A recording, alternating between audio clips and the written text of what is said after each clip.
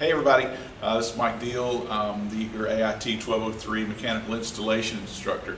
I want to make a short tutorial video regarding the first lab. Some of you have already done it, sort of been my guinea pigs for the process, and in doing so we fleshed out some issues that weren't thought of as we were writing the lab and creating the activities and things. So this video is kind of going to talk about some of the things we ran across, and I want to clarify them with you on this video. First thing we found out was that not everybody is familiar with torque wrenches. Okay, there are different torque wrenches.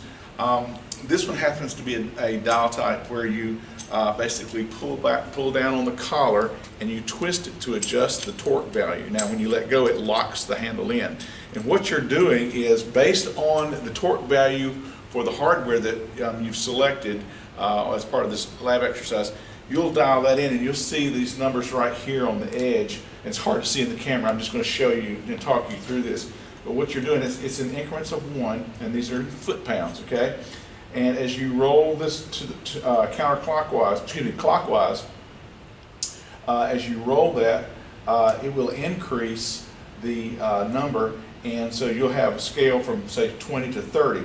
And then if I put one of the single numbers in between there, like a 4 right there, and I'll lock it in, I'm going to be at 24 foot-pounds. If I want to increase it by 3 more pounds, I can jack it up here to 27 foot-pounds. But that's how you adjust the torque wrench. Okay, now it has a loosening and tightening feature there, depending on which way this swing arm is on the wrench. Okay, now also be sure that you are looking at it in foot-pounds. That's what we're using in this class. If you look on the other side, it's in Newton meters. Okay, completely different scale for torquing, but we're going to be using foot-pounds for this lab exercise. Also, at the end of the torquing procedure, what you're going to want to do is always take it back to its minimum setting. In this particular case, the minimum setting is 10 foot-pounds. So I'm going to go back till I see the 10 appear on the scale.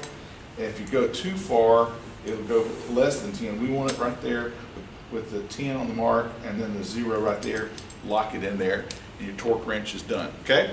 One other thing too. Some of the students noticed that there was not a loud, audible click like they thought there would be whenever they reach the torque value. As you're pulling on this wrench, this breakaway torque wrench, okay, it should click. Now there's not going to be a real loud click. In fact, you'll feel it much more than you'll hear it. Okay, so as you're pulling on that torque wrench, you'll feel it kind of give away just a little bit.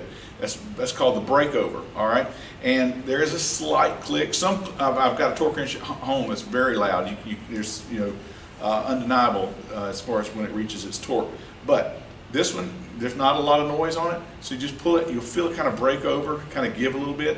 You've reached your torque value. You don't need to go any further than that. Okay, so and again, when you're done, you want to make sure that you set it back to its lowest setting.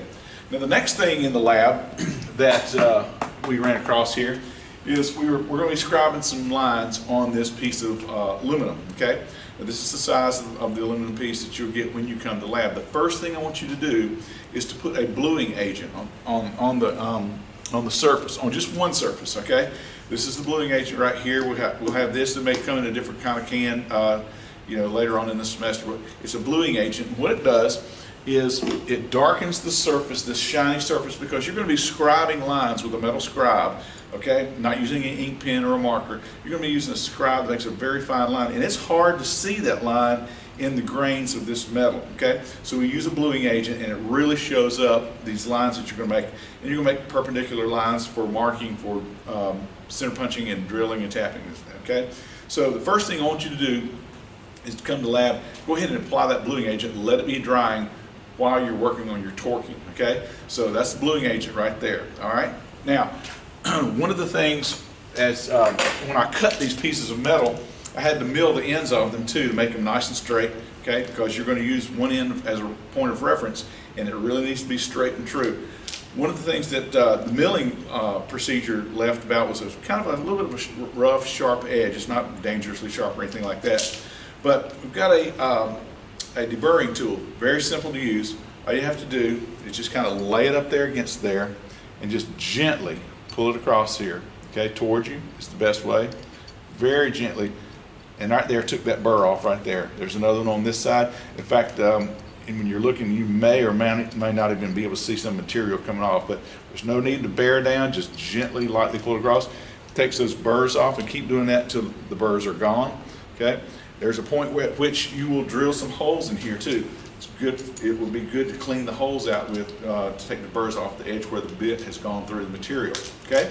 So that's deburring. Now, speaking of drilling, okay? I had some folks here that weren't very familiar with drill press, okay? One of the things is the chuck, okay? A little terminology here. This is the chuck. This is the part that holds the bit inside the drill, okay? This holds the drill just like this. You screw it clockwise to open it up. You stick the bit in there, turn it clockwise, kind of jiggle it a little bit, make sure it's good and centered, and you'll feel it tighten up, okay? And it should hold it on its own. This is the chuck key. You simply put it in there, give it a little bit of a twist, probably not more than 1/8 of a turn is all you're going to get in it, and it's chucked up in there nice and tight so that when you turn the drill on, it starts to spin. It's not going to slip in the chuck as it's going through the material, okay? So just to take the bit out, just a little turn to counterclockwise, and the bit will drop right out, okay? So that's the chuck and the chuck key, all right? Again, those are just a few things that we identified that maybe some of you need some help with and never had experience with, and that's perfectly fine. That's why you're here to go to school, is to learn some of these things. So we don't ever want to take anything for granted, particularly someone's experience level or exposure to some of the equipment, namely because we don't want you to get hurt. But I hope this tutorial has helped a little bit. I've got one more for you. I'm going to make another short video regarding the print that you're going to be using. I'm going to kind of clear some things up on print reading. And other than that, if you have any questions, and when you come to lab, grab me or one of the lab instructors, and we'll make sure that you get through this just fine. Other than that, thanks, and we'll see you in the lab.